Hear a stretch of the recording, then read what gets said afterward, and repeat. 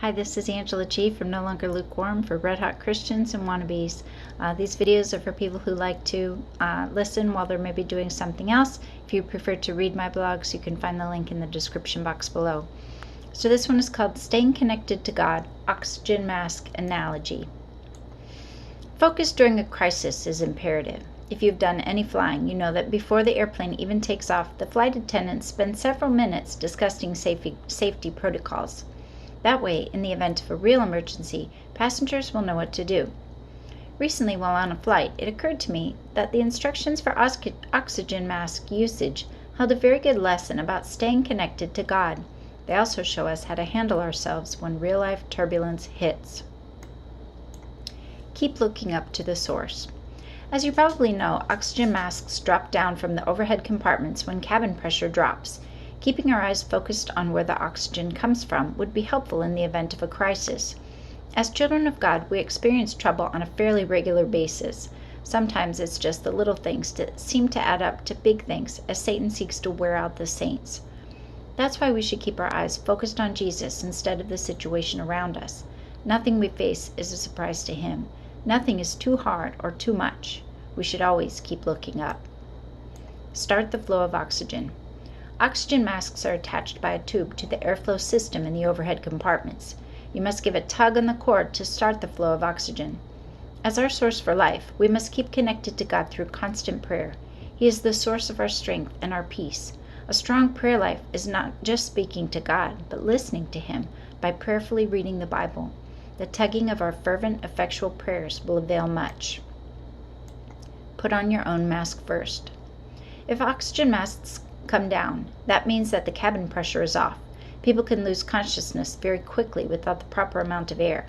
If you're traveling with someone who needs help with a mask, like a child or the elderly, you're instructed to put on your own mask first so you don't pass out before you can help those around you.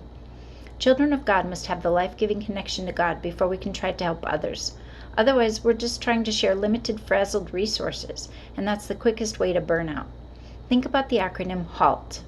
If you're hungry, angry, upset, lonely, or tired, you are less likely to be able to react to situations in a godly manner. That's why it's imperative for us to stop or halt, take care of ourselves, and reconnect to God. He can refresh our peace. He can give us the strength to continue on and to help others. Affix the mask and tighten the tabs. For the mask to work, you have to put the mask cup over both your mouth and nose. If you leave your nose out of the mask, you won't be getting enough oxygen because the nose is actually the main pathway to the lungs. We have to be all in for God. He must cover us completely as our only source for life-giving breath. We can't withhold certain parts of our lives as our own. We have to surrender everything, or we will be leaving parts of ourselves vulnerable to the attacks of the enemy. Then assist other passengers. After we have our own masks on, then we help others. This is a very important lesson that some Christians today seem to have forgotten. When we get wrapped up in our own troubles and drama, we forget that there are other people out there who need our help. By focusing our eyes on Christ and staying connected to God in prayer, we can take that peace and strength He gives us and turn our focus outward instead of inward. We can look around us to find those who need our help. The bag may not inflate. The last thing the flight attendant mentions is the fact that the oxygen bag may not inflate. Even if it looks like there is no air in the bags, oxygen is still flowing through. This is the same thing with our faith. Just because we can't physically see God working in our lives doesn't mean He isn't there. We know by faith that He is. We have to trust that by staying connected to God through prayer, He will give us the peace that He promised us. When travel gets bumpy and pressure is intense, it's imperative that we keep focused on and connected to our source for life. We must stay in constant contact and allow Him to refresh us so that we can help others and have a faith even when we don't see or understand what He is doing at the moment.